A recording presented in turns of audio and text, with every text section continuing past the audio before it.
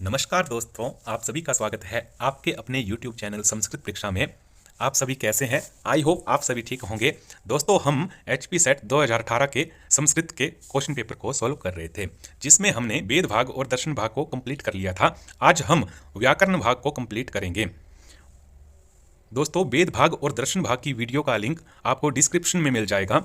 जिसने भी इस वीडियो को नहीं देखा है, कृपया वह इस वीडियो को देखें। तो दोस्तों, चलिए चलते हैं आज के टॉपिक की ओर। आज का पहला प्रश्न है दोस्तों, पाणिनिर अष्टाध्याय्यां कति पादाः सन्ति? ए द्वात्रिंशत्, बी चत्वारिंशत्, सी पंचत्रिंशत् या डी चतुर्विंशति। तो इसका सही उत्तर हो जाएगा दोस्तों द्वात्रिंशत्। पाणिनि जी की अष्टाध्यायी में दोस्तों 8 अध्याय है और प्रत्येक अध्याय में 4-4 पाद है। तो दोस्तों इसका सही उत्तर हो जाएगा द्वात्रिंशत्। निम्नलिखितेषु कालक्रमानुसार कथमो वैयाकरणः अर्वाचितमः? ए भर्तृहरि, बी भट्टोजी दीक्षितः, सी नागेश भट्टः या डी शाकटायनः। तो दोस्तों इसका सही उत्तर हो जाएगा नागेश भट्टः। दोस्तों, नागेश भट्ट जी का जो समय है वह 1700 ईस्वी है और भर्तृहरि का जो समय है दोस्तों 340 ईस्वी है और शाकटायन का जो दोस्तों समय है वह 800 ईस्वी माना जाता है या 8वीं शताब्दी माना जाता है। और दोस्तों जो भट्टोजी दीक्षित का समय है वह 1450 ईस्वी माना जाता है। तो इसका सही उत्तर हो जाएगा दोस्तों नागेश भट्टः।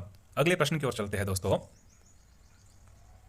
वाक्यपदीये कति कांडानि सन्ति? वाक्यपदीय में कितने कांड है?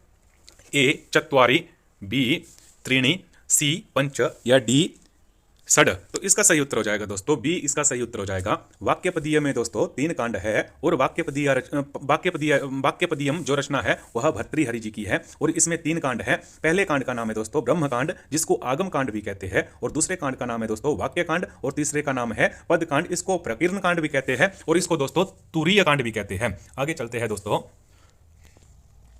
वामन जयादि व्ययो कः एकः सम्मिलित ग्रंथः अस्ति? तो ए परिभाषेन्दुशेखर, बी काशिकावृत्ति, सी उद्योत या डी परम लघु मंजूषा। तो दोस्तों इसका सही उत्तर हो जाएगा बी, काशिकावृत्ति वामन जयादित्य द्वारा लिखी गई है और इसके पूर्व के 5 भाग जो है वह जयादित्य जी ने लिखे हैं और शेष भाग वामन जी ने लिखे हैं। और काशिकावृत्ति के ऊपर व्याख्या की गई है पदमंजरी टीका और इसके लेखक जो है हरिदत्त जी हैं। और दोस्तों परिभाषेन्दुशेखर, प्रदीपो महाभाष्य प्रदीपो उद्योत और परम लघु मंजूषा, यह दोस्तों नागेश भट्ट जी की रचनाएं हैं।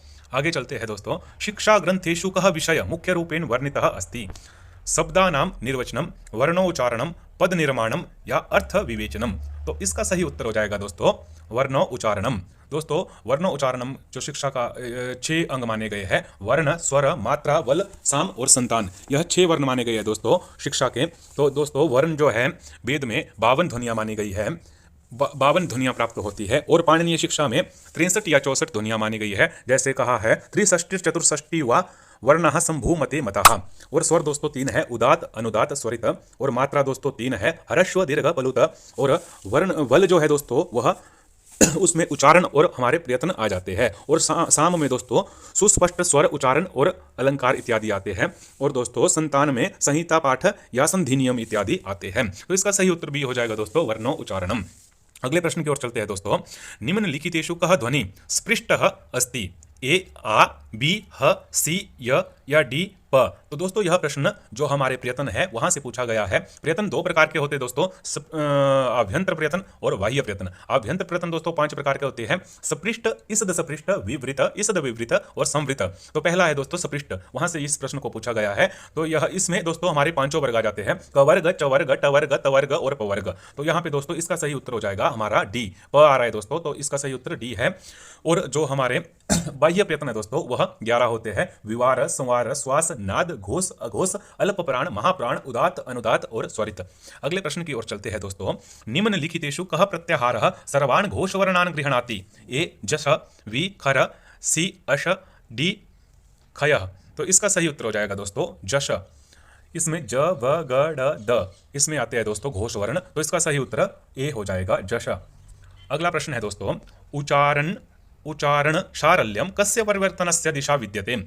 ए अर्थ परिवर्तनस्य, बी वाक्य परिवर्तनस्य, सी रूप परिवर्तनस्य, डी ध्वनि परिवर्तनस्य। तो इसका सही उत्तर हो जाएगा दोस्तों डी, इसका सही उत्तर हो जाएगा ध्वनि परिवर्तनस्य। हम अगले प्रश्न की ओर चलते हैं दोस्तों। निम्नलिखितेषु का भाषा भारोप्य परिवारस्य नास्ति? कौन सी भाषा भारोप्य परिवार की नहीं है? ए जर्मन भाषा, बी फारसी भाषा, सी चीनी भाषा या डी रूसी भाषा? तो इसका सही उत्तर हो जाएगा दोस्तों चीनी भाषा भारोप्य परिवार की नहीं है और जर्मन, फारसी और रूसी यह भारोप्य परिवार के केंटुम वर्ग के अंतर्गत आती है। आगे चलते हैं दोस्तों। वैयाकरण भूषणम कस्य रचना अस्ति?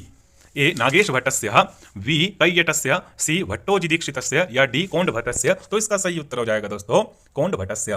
वैयाकरण भूषणम रचना जो है दोस्तों यह कोंड भट्ट की है और कोंड भट्ट जी की दो रचनाएं और है, न्याय पदार्थ दीपिका और लघु व्याकरण भूषण, यह भी कोंड भट्ट जी की रचनाएं हैं दोस्तों। अगले प्रश्न की ओर चलते हैं दोस्तों। वर्णानाम अतिशयितः स्निग्धि किम कथ्यते? ए संयोगः, बी अवसानः, सी संहिता या डी पदम? तो इसका सही उत्तर हो जाएगा दोस्तों सी, इसका सही उत्तर हो जाएगा संहिता।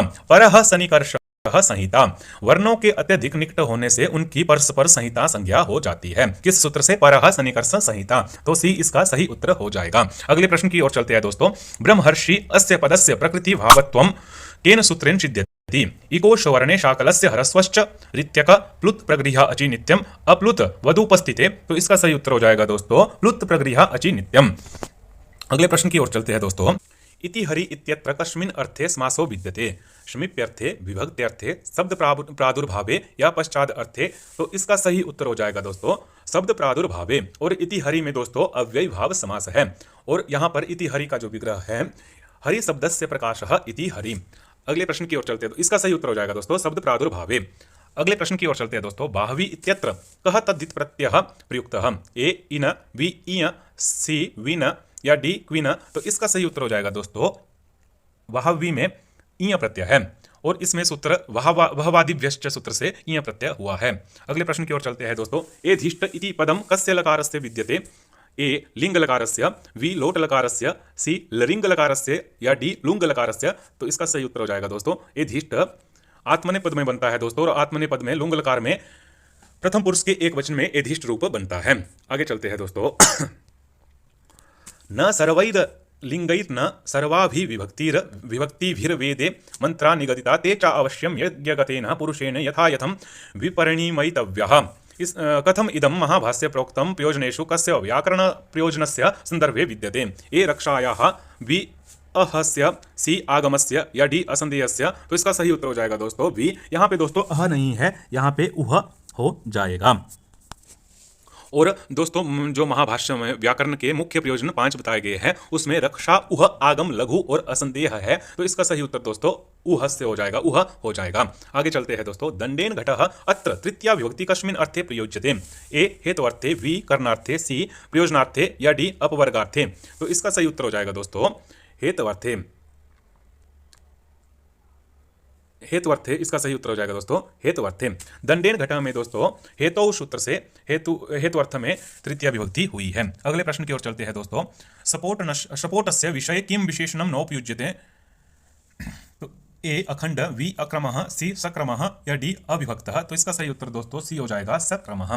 अगले प्रश्न की ओर चलते हैं दोस्तों।